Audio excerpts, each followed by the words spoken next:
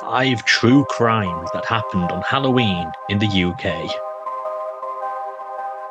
Halloween is one of the spookiest times of the year, with ancient folklore saying it is a time when the world of the spirits is closest to ours, and evil walks among us. Sometimes, however, the evil is committed by everyday humans who you may be walking past in the street.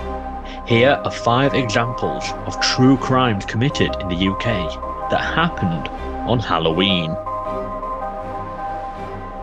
Number 1. Newcastle Halloween Murder. Halloween night in 1963 saw the brutal death of 70-year-old Catherine Lillian Armstrong, who lived at Doncaster House, Goldspink Lane, Sandyford. Catherine was a retired headmistress of Denton Road Junior School and a Methodist. She was meant to be attending a choir practice at Central Methodist Church on Northumberland Road at 7:30 p.m. that fateful Halloween night. She never turned up, but was last seen by local kids peering out of her window at 6:30 p.m. The next morning, Catherine's cousin, Ada Ridley, checked in on her at around 10:30 a.m.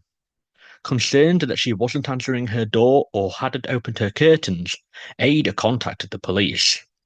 Uniformed police decided the best course of action was to enter Catherine's house, and what they walked in on was a bloodbath. Catherine was found on the bottom of her stairs, brutally murdered. They found her fully clothed, but also with a nylon stocking tied around her neck. This was not the cause of death, however, as Catherine was covered in blood, and it was discovered that she had been killed by 28 stab wounds to the face and neck. There was blood stained on all the walls, with wounds on her hands implying that she had tried to fight back, painting a scene that this was a frenzied attack. Her clothes remained kept on and undamaged, meaning it was not a sexually motivated attack. Thus, the real motive, killer, and weapon still needed to be found, especially as there was no sign of a forced entry, which could have meant that Catherine knew her killer. What ensued was the largest door-to-door inquiry Newcastle had ever seen.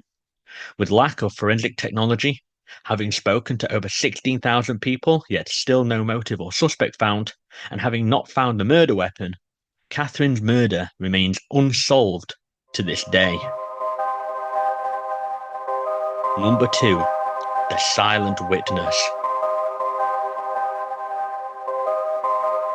This tragic and disgusting murder was also a legal first. It was the first time an animal had been used as a witness in a high court. It was Halloween night, 1973. Hogarth Park in Carntine, Glasgow. 9-year-old Richard Sutherland was taken into what was called a wasteland, which was Hogarth Park.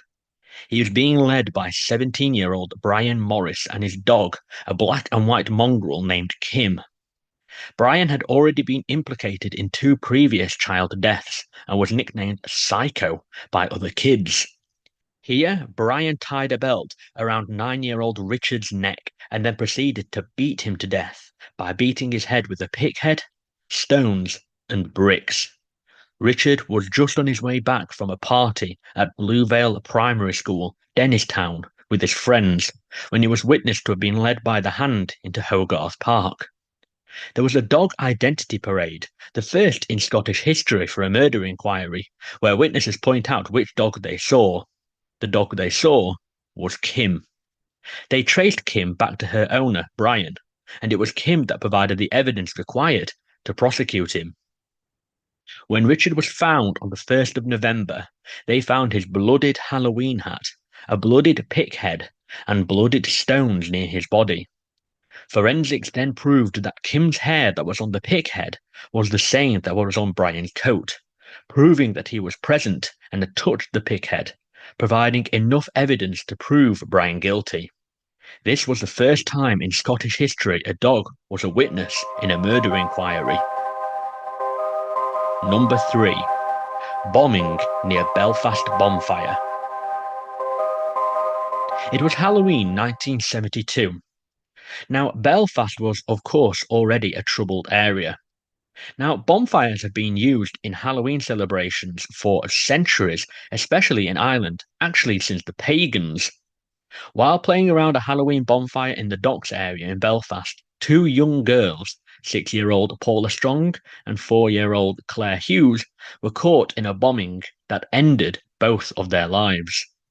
A maroon-coloured Mini, which contained a £100 bomb, had been parked outside the Roman Catholic-owned Benny's pub on Ship Street. They were dressed in witches' outfits when three men pulled up in the Mini, parked it, then got into another car that was waiting for them, and then drove off. Without warning, the bomb exploded, with Benny's being the target as they were Catholic. This was set against the background of the Troubles, a violent 30-year conflict that began with the Civil Rights March in Londonderry on the 5th of October 1968 and concluded with the Good Friday Agreement on the 10th of April 1998. The bomb caused part of the bar to be reduced to rubble, burying 12 customers. While they were injured, they survived. Parts of the Mini, however, struck the 12 children who were playing around the Halloween bonfire nearby. Parts of the Mini hit Paula, and she died of head wounds almost instantly, lying dead in the street.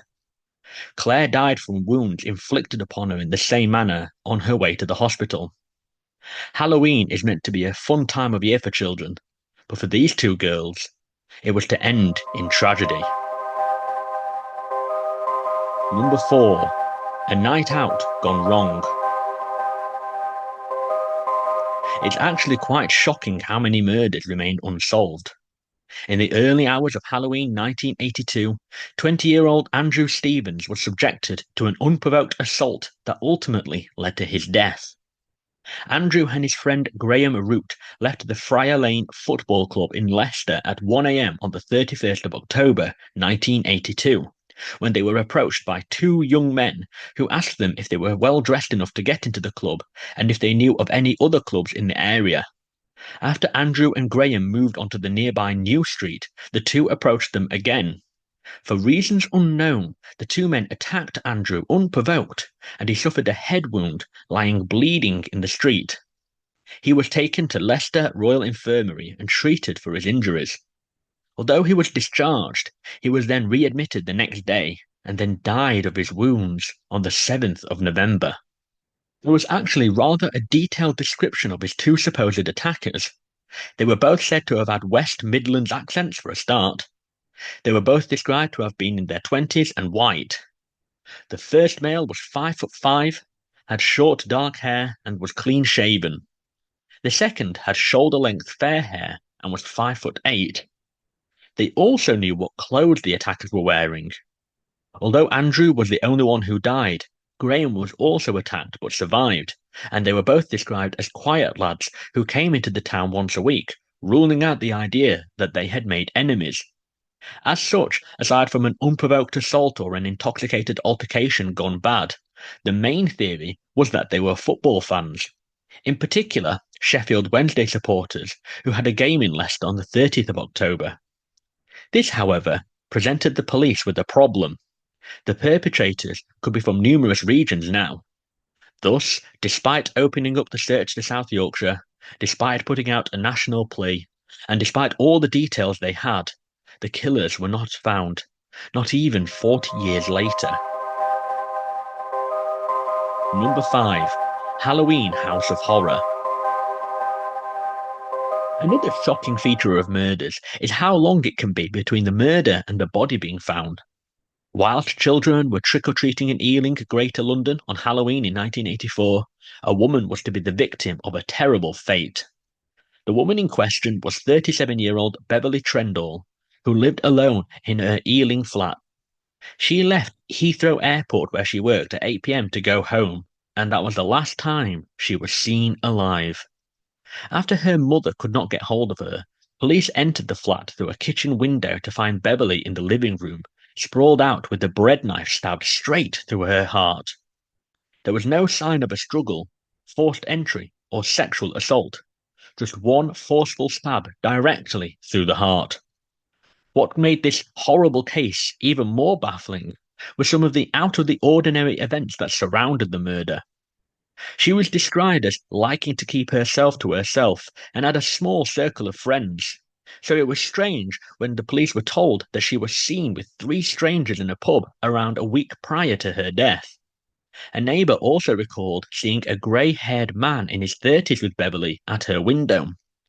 She also told her colleague on the day of her murder of a Spanish boyfriend she had been writing to. The day after her murder, someone was seen driving her beloved white Volkswagen Beetle away, but when the police arrived, they had parked it, just not in the normal spot. There were no valuables or such taken, but her letters to her boyfriend and her diary had been taken, along with her hairdressing bag. Given there was no evidence or motive, it was hypothesized she took her own life, and others could question whether it was a rushed trick-or-treat crime gone bad, or even a case of mistaken identity and the killer leaving once they realized their mistake. Either way, even a year after the event, no line of investigation brought up any results. Grief-stricken, her mother took to Crime Watch UK, a TV programme aimed at solving crimes, where 13 million people tuned in and were called upon to try and help solve this case. Unfortunately, this turned up blank. Two things may have stumped this investigation. None of her close friends came forward for questioning, and the body wasn't found until the 29th of November, a staggering 4 weeks later. The media called this the Halloween House of Horror. To this date, this crime remains one of many that are unsolved. Although Halloween is meant to be a time of fun and harmless scares, sometimes it does make you question whether or not evil does really walk the earth, especially at this time of year. More than that, it makes you think that sometimes the truest evil is the one committed by humans. Given the amount of unsolved murders, the perpetrators of these heinous crimes could be walking among us, even past us in the streets, even people we know. Happy Halloween, folks.